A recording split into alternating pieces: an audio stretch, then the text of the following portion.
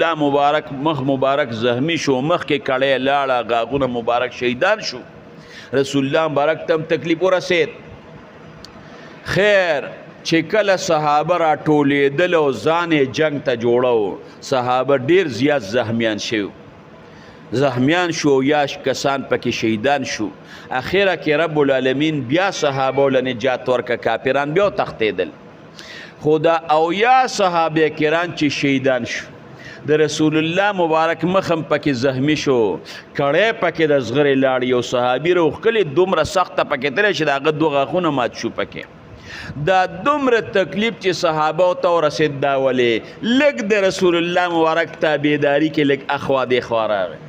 رسول الله مبارک ویلیو چې تر څو پورې ما درته نی ویلې چې د غر نه به نه راکوزېږې نه به راکوزېږې. صحابه بس هغه اتحادي غلطي به ورته ووایو، هغوی د جنګه پورې خبره وه چې راکوز شوه، بس تکلیف ورته ورسېد او یا کسان ته شهیدان شو.